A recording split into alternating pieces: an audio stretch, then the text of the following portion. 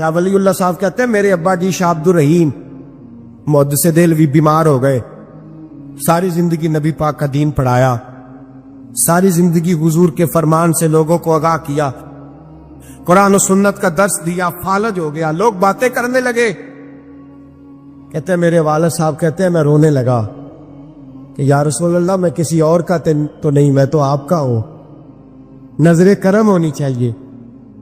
فرماتے ہیں میرے والد گرامی کہ اچانک میرے گھر میں روشنی پھیلنے لگی، خوشبو آنے لگی، اور میرے استاد گرامی شاہ عبد العزیز محدث دہلوی خواب میں آئے، کہنے لگے عبد الرحیم یہ چارپائی سیدھی کر، جس طرف تیری چارپائی کے پیر ہے یہ دروازہ اس طرف کھلتا ہے، جلدی سے سائیڈ بدل۔ کہتے ہیں میں نے فٹافٹ شاگردوں سے کہا سائیڈ بدل دی۔ میں نے کہا استاد جی کیا ہونے لگا ہے؟ کہنے لگے تیرے گھر میں رسول اللہ تشریف لا رہے ہیں، نبی پاک کی جلوہ فرمائی کا وقت ہے۔ انفاس العارفین میں شاہ ولی میں نے اس آدمی کی بات چھیڑی ہے جو سب کے متفقہ ہے۔ کہتے ہیں اندر آئے، نور آیا، روشنی آئی، خوشبو آئی۔ شاہ عبد الرحیم صاحب کہتے ہیں میں کیا دیکھتا ہوں، مصطفیٰ کریم آئے ہیں، ایک طرف ابو بکر صدیق ہے، دوسری جانب مولا علی شیر خدا ہے۔ فرماتے حضور تشریف لائے، اپنا کوئی ملے تو دکھ سارے یاد آ جاتے ہیں۔ کہتے ہیں وہ بیماری کا دکھ، ایک تنہائی، ایک غربت، ایک بیماری، ایک بڑھاپا، ایک لوگوں کے تانے، حضور کو دیکھا نا تو میرے آنسو دریا کی طرح بہے۔ کہتے ہیں رسول پاک میرے قریب آئے، میں فالج زدہ تھا، اٹھ نہیں سکتا تھا، چارپائی پہ بیٹھے بیٹھے میں نے حضور کے سینے پہ سر رکھ دیا اور رونے لگا، میرے آنسو حضور کے کرتے پہ گرنے لگے۔ کہتے ہیں نبی پاک کی داڑھی مبارک میرے چہرے سے لگنے لگی۔ اتنی تسلی دی محبوب نے، اتنی تسلی دی کہ فرماتے اگلے پچھلے سارے غم ہی میں بھول گیا، مجھے لگا کہ دنیا کا خوش قسمت خوش نصیب شخص میں ہوں اور مجھے فرشتے جن اور انسان سلامی دینے آ رہے۔ شاہ عبد الرحیم صاحب کہتے ہیں جہاں جہاں درد تھی نبی پاک نے دستے شفا پھیرنا شروع کیا۔ کہتے ہیں ہاتھ حضور کا لگتا گیا، شفائے اللہ عطا فرماتا گیا۔ فرماتے شفائیں دوڑ گئی، خوشبوئیں پھیل گئی، طاقتیں آ گئی۔ فرماتے حضور نے تھبکی دی، کہا بس کر دے، میں آج ہو گیا ہوں، میں آج ہو گیا ہوں۔ تسلی دی مصطفیٰ کریم، تسلی۔ خواب میری وچ آیا ماہی، میں اودے گل وچ پا لئیاں باواں، پھر ڈر دی ماری اکھ بھی نہ کھولا، کتے پھر وچھڑ نہ جاواں۔ چر ہویا مینوں ترلے لیندیاں، کدی موڑ میرے ول واگاں۔ خواب میری وچ ایک وار دیا میں ساری عمر نہ جاگا۔ کہا نبی پاک بس کرنا، آج ہو گیا ہو۔ کہتے میرا دل کیا کہ حضور جا رہے ہیں تو کوئی تحفہ ہی عطا کر دے، اور پھر دل کیا کہ کبھی حضور اپنی داڑھی کے 2 بال مبارک منہ مبارک دیتے تو میرے نصیب چمک جائے۔ کہتے ہیں میرے دل میں خیال تھا، قربان جاؤں میرے رسول پاک نے یوں داڑھی پہ ہاتھ پھیرا اور 2 منہ مبارک اتارے، فرمایا چل یار فکر نہ کر، تو رکھ لے۔ کہتے حضور نے مجھے دیے، اللہ کے حبیب جانے لگے، دروازے تک پہنچے تو میں نے اپنی چارپائی کو ٹٹولا تو بال ہی نہیں۔ میرے دل میں خیال آیا منہ مبارک کہاں جائے؟ کہتے ہیں نبی پاک نے رخ پھیرا اور حضور نے فرمایا تکیہ اٹھا کے دیکھ، میں نے تیرے تکیے کے نیچے رکھ دیے، تکیہ اٹھا کے دیکھ۔ فرماتے حضور چلے گئے، سویرے چنگا بھلا اٹھ کے چلنے لگا تو لوگ کہنے لگے یہ کرشمہ کیسے ہوا؟ میں نے کہا اس نے شفا دی ہے، جو شفا دینے والے کا محبوب ہے، جو شفا دینے والے کا حضور علیہ السلام کا دست مبارک پھرا ہے، شفا ہو گئی۔ اور میں نے کہا دلیل یہ ہے کہ مصطفیٰ یہ اپنے 2 بال مبارک بھی دے گئے۔ جتنے اعتراض کرنے والے فوراً کان کھڑے ہو گئے. عقل کو تنقید سے فرصت نہیں. عشق پر ایمان کی بنیاد رکھ. کہنے لگے یہ واقعی حضور کے ہیں. تین آ گئے, کہنے لگے واقعی. میں نے کہا جاؤ دھوپ میں لے کے جاؤ. کہتے وہ تینوں لے کے گئے. جب کمرے سے نکلے تو بادل کے ٹکڑے نے آ کے سایہ کر دیا. بادل کا ٹکڑا سایہ کرتا ہے. ایک مان گیا, دو کہنے لگے جی اچانک ہو گیا. میں نے کہا دوبارہ جاؤ, ایک بار نہیں, دو بار نہیں, 100 بار جاؤ. میں رسول اللہ کا نوکر ہوں. میں نوکری کر کے کھاتا ہوں, جھوٹ بول کے نہیں کھاتا. میں حضور کے نام پہ جھوٹ بولوں گا؟ اور جس کو نوکری کرنے سے وہ راج کے دے, اسے جھوٹ بولنے کی کیا ضرورت ہے؟ فرمایا وہ دوسری بار گئے, سایہ پھر ہوا.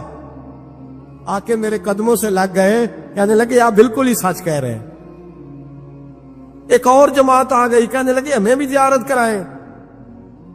میں نے تالے میں رکھے ہوئے تھے, تالا کھولتا ہوں تو کھلتا ہی نہیں, کھولتا ہوں تو کھلتا ہی نہیں. کہنے لگے شاہ جی خیر تو ہے, کیوں نہیں کھلتا؟ تو میں نے نظر ڈالی. میں نے کہا تم میں کوئی ایسا تو نہیں جس پہ غسل فرض ہو؟ غسل فرض ہو.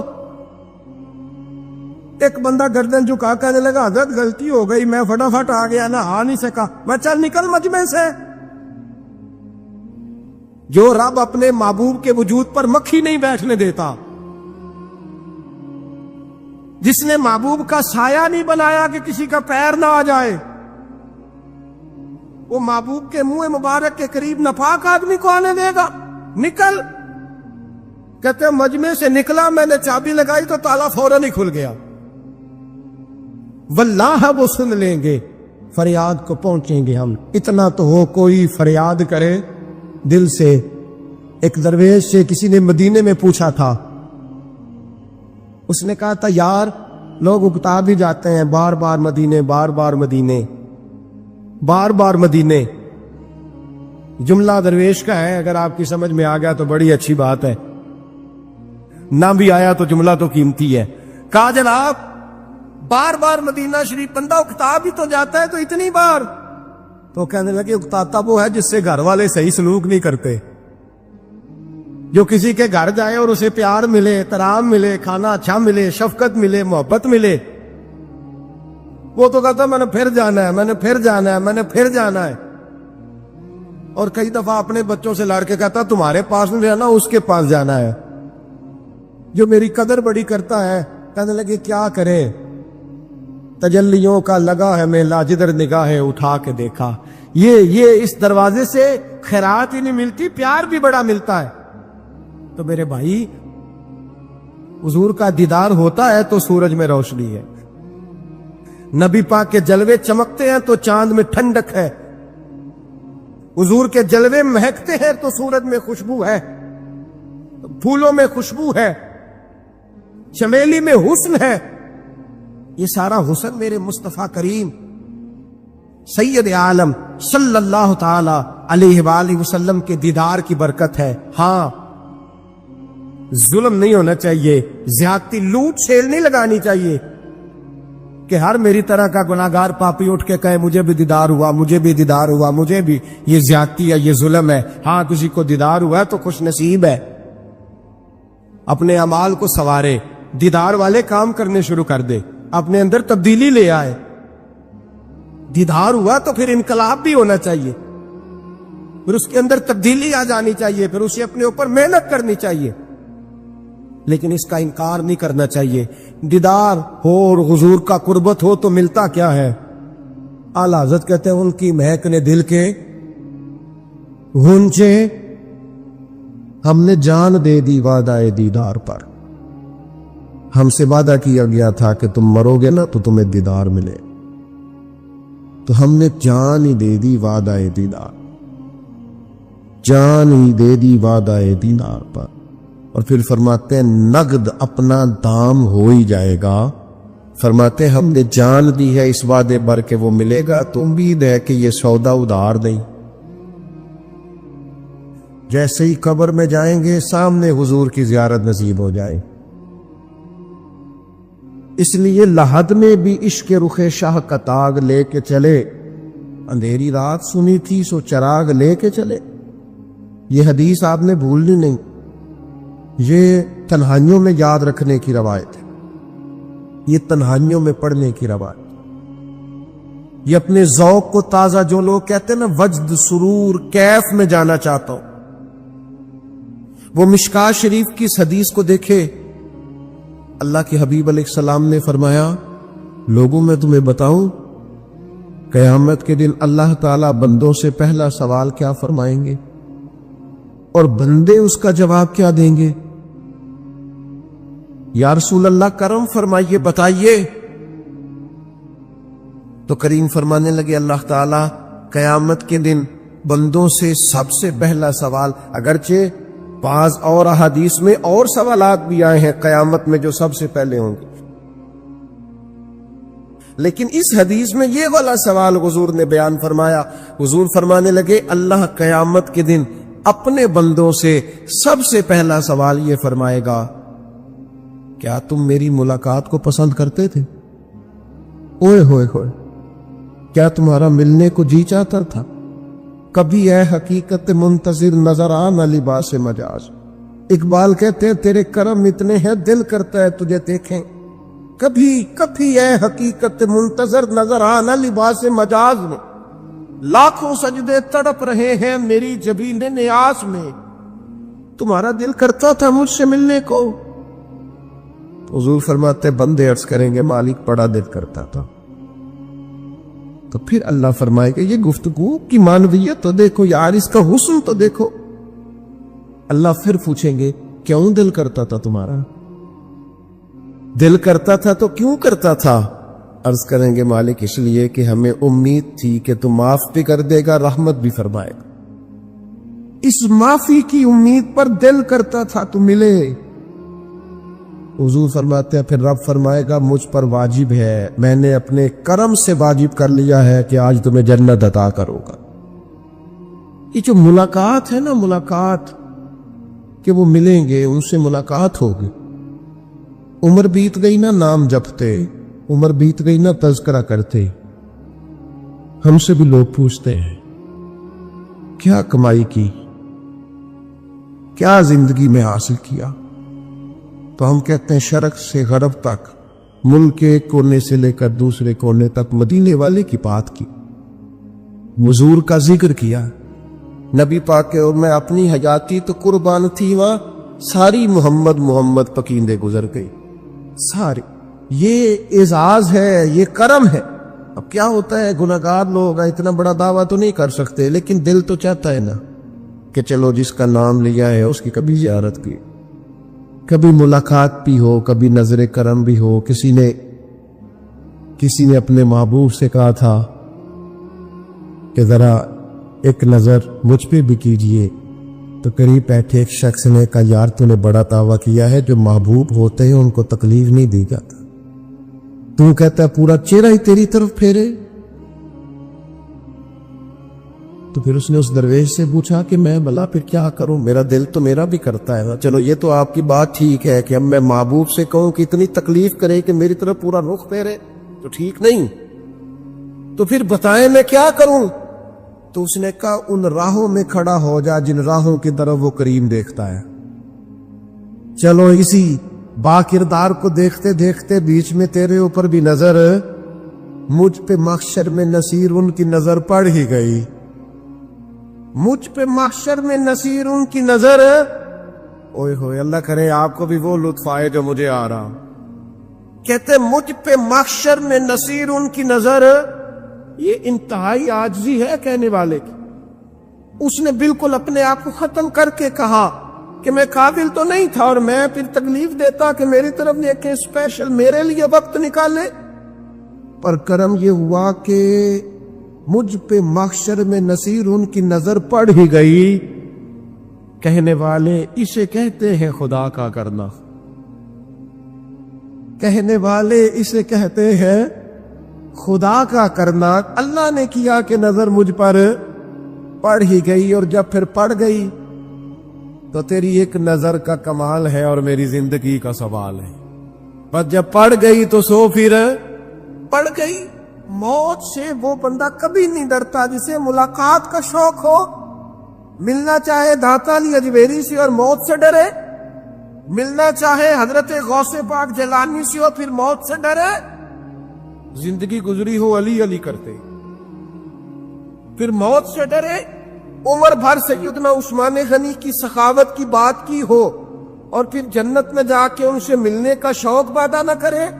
ساری زندگی سیدنا فاروق کا عدل بیان کیا ہو, ساری زندگی ان کے انصاف کا تذکرہ کیا ہو, پوری امت کو بتایا ہو کہ اگر جینا چاہتے ہو تو عمر کے رستوں پر چلو, اور پھر یہ موت سے ڈرے اور مر کے جناب فاروق اعظم کی زیارت کو پسند نہ کرے. جسے صدیق کی وفائیں یاد ہو, جنہیں جناب ابو بکر صدیق کا عشق یاد ہو, وہ پھر ان کی زیارت نہ کرنا چاہے اور ساری عمر حضور کی نعت پڑی ہو. مانا نہیں آتا تھا پھر بھی کہا بلغ العلا بکمالہ کشفت تجا بجمالہ حسنت جمیع خصالہ صلو علیہ. بالہ سے نہیں ترجمہ آتا تھا, پر جب بھی کو پڑھتا تھا یہ بھی جھومتا تھا مولا یا صلی وسلم دائماً. میں آپ کو بتاتا ہوں, توتلا آدمی, توتلا اور دیوانہ مجذوب بیچارہ, سمجھ نہیں, توتلا بولنا بھی ٹھیک نہیں آتا. مجھے نماز کا سلام پھرا دو, وہ جلدی آ گئے اور ایک مجذوب آدمی اتنے سادے تھے تو سلام لی تو کہنے لگے میں گل کرنی سی. تو میں نے ان سے کہا کہ تھوڑی دیر کے بعد ملتے ہیں. 7 آدمی ہے, اللہ مجھے معاف کرے, میں کوئی نقل تو نہیں ان کی اتار سکتا. اس زبان کو ہم توتلی نہیں کہتے, ہم اس زبان کو بلالی زبان کہتے. یہ بڑی خوبصورت زبان ہوتی ہے. یہ جو توتلے لب و لہجے ہوتے ہیں نا, وہ جب بچہ پوری طور پہ اماں نہیں کہہ سکتا, توتلا ہوتا ہے, تو کوئی مزہ آتا ہے اماں کو اماں کہلوانے میں. جب وہ پوری طور پر باپ کو بابا نہیں کہہ سکتا اور توتلا ہوتا ہے تو کوئی مزہ آتا ہے کہنے میں. وہ جب دادی نانی دادا کہتا ہے تو دادے کا دل کرتا ہے یہ 100 بار کہے, کیونکہ اسے کہنا نہیں نہ آتا. لیکن اس توتلاہٹ میں جو اس کو لطف آتا ہے. مجھے بڑے لوگ آ کے شعر سناتے ہیں, میں نے بڑے خوشگلو نعت خانوں سے زندگی میں سنا ہے. وہ صاحب میرے پاس آئے اور میں نے کہا بعد میں ملیں گے. تو 7 آدمی ہے, مجذوب ہے, پورا شعور نہیں رکھتا. مجھے کہنے لگا مصطفیٰ جان رحمت کے بعد, مصطفیٰ جان رحمت پہ لاکھوں سلام کے بعد, یعنی مانا یہ تھا کہ سلام کے بعد. اب بڑے بڑے سریلے بندوں سے بھی بندہ سنتا ہے, میرا دل کرے. اور میں نے جان بوجھ کے ان سے کہا دوبارہ کیا آجے ذرا, کیونکہ توتلے تھے نا. میں نے کہا تو کہنے لگے مصطفیٰ جان رحمت پہ لاکھوں سلام کے بعد. او میرے عزیز یاد رکھو, ساری زندگی حضور کی نعتیں بڑی, نبی پاک کے تذکرے سنے. اب موت سے ڈر جائیں, حالانکہ موت تو ایک پل ہے, پل سے گزریں گے تو سامنے اللہ کا دیدار بھی ہوگا, مدینے والے کی زیارت بھی نصیب ہو. تو زیارت ہوگی اور ہر نظر کانپ اٹھے کہ محشر کے دن خوف سے ہر کلیجہ دہل جائے گا. اوڑھ کر کالا جپا وہ آ جائیں گے اور سارے محشر کا نقشہ بدل جائے گا. یہ موت کا خوف نکالنے والی چیزیں ہیں, ڈر. اچھا مجھے ایک بات بتائیں, یہ میں امید کی بات کرنے لگا ہوں. چلے اب یہ بات تو مشکل ہے پر کرنی پڑے گی, مجبوری ہے.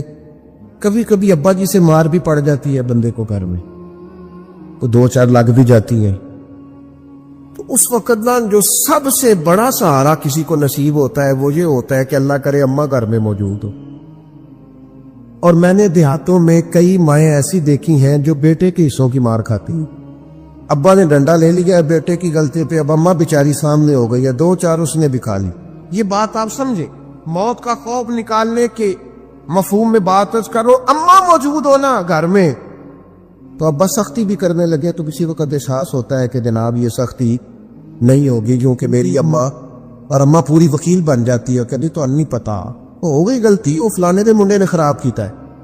حالانکہ ہو سکتا ہے اس نے اس کو بھی خراب کیا ہو, لیکن وہ اماں وکیل ہے, وہ وکالت کر رہی ہے اور وہ پے لاس کر رہی ہے. ہوتا ہے ایسے, اس بات کو سمجھ لیں اچھے طور پر. موت کا خوف نہیں, ڈر نہیں, اس لیے کہ گھر میں ماں موجود ہو تو باپ کا ڈر نہیں ہوتا. تو قبر حشر میں تو رسول کریم موجود ہے. وہاں تو نبی کریم موجود ہے، وہاں تو اللہ کریم اپنی رحمت فرمائے گا بندوں پر. اس لیے خوف نہیں، پینک نہیں، اپنی غلطیوں کا احساس ضرور کریں، اپنے اعمال پر توجہ ضرور دیں، لیکن موت کے خوف تلے دبتے نہ جائیں. انشاءاللہ صبح قیامت کرم ہوگا. میرے نبی پاک علیہ الصلوۃ والسلام نے تو فرمایا ہے بس ہم نے ایمان کامل لے کے جانا ہے دنیا میں. حضور نے فرمایا ہے جس طرح 14ویں رات کا چاند چمکتا ہے اس طرح میرے غلاموں کے چہرے چمکیں گے قیامت تک. اللہ کے رسول صلی اللہ علیہ وسلم فرماتے ہیں جسم کے جن جن حصوں پر وضو کا پانی لگتا رہا وہ قیامت میں چمکیں گے. دور سے لوگ ان کا نور دیکھیں گے، پتہ چلے گا وہ محمد عربی کے غلام آ رہے ہیں. یہ کرم ہوگا صبح قیامت، یہ عطائیں ہوں. اس لیے مومن موت سے ڈرتا. سیدنا بلال حبشی رضی اللہ تعالیٰ عنہ، آخری وقت ہے، نزع کا عالم طاری، اور یہ گفتگو دیکھے غلاموں کی. آپ کی اہلیہ رو پڑی، کہنے لگی ہائے ہائے افسوس. حضرت بلال فرمانے لگے کیا ہوا؟ کہنے لگی افسوس ہے کہ آپ دنیا سے جا رہے ہیں. تو حضرت بلال نے مضمون ہی بدل دیا، سوچ کا زاویہ ہی بدل دیا. فرمانے لگے یہ افسوس کا مقام نہیں، یہ تو خوشی کا مقام ہے. اس لیے کہ میری آج آنکھیں بند ہوگی، قبر میں کھلیں گی، مدینے والے محبوب سے بھی ملوں گا، حضور کے غلاموں سے بھی ملوں گا صلی اللہ تعالی علیہ وسلم. تو موت تو مقام مسرت ہے، اور اگر یہ مل جائے زندگی میں. ایک بدو ایمان لے آئے، ابن ماجہ میں موجود ہے. حضرت ابو ہریرہ رضی اللہ تعالیٰ عنہ حدیث کے راوی ہیں، فرماتے ہیں ایک بدو ایمان لائے اور انہوں نے حضور علیہ السلام کے ساتھ ہجرت بھی کی، ابن ماجہ میں موجود ہے. تو نبی پاک علیہ السلام نے نا انہیں ایک صحابی کے ساتھ کر دیا، اب ان کے کام کاج میں مصروف ہو گئے ان کے ساتھ. تو حضور علیہ السلام نے نا ایک جگہ سے مال غنیمت آیا، تو طریقہ مبارکہ یہ تھا کہ مال غنیمت میں سب کو حصہ دیا جاتا تھا. اگرچہ وہ جہاد پہ نہیں گئے لیکن حضور نے انہیں بھی حصہ دیا. تو وہ صحابی تو رو پڑے، عرض کرنے لگے حضور میں اس کے لیے تو ایمان نہیں لایا تھا. حضور نے فرمایا پھر بتائیے، گرچہ بزرگ جانتے کس لیے لائے تھے. عرض کی حضور میں تو اس لیے ایمان لایا تھا کہ میں نب کی راہ میں لڑوں گا اور میں اپنی جان پیش کروں. میں شہادت کے لیے ایمان لایا تھا، مجھے یہ مال دولت نہیں چاہیے. تھوڑی ہی دیر گزری کہ ایک اور مارکے کا اعلان ہو گیا، جنگ کا اعلان ہو گیا. حضور نے فرمایا چلو. وہ گئے اور چند ہی لمحے گزرے کہ وہ میدان میں اترے اور پھر شہید ہو گئے. صحابہ کرام ان کی مقدس لاش مبارک کو اٹھا کے محبوب کے قدموں میں لائے تو نبی کریم نے کیا خوبصورت بات ارشاد فرمائی. حضور فرمانے لگے دیکھو اس نے اللہ کی تصدیق کی ہے تو رب نے بھی اس کی تصدیق فرما دی.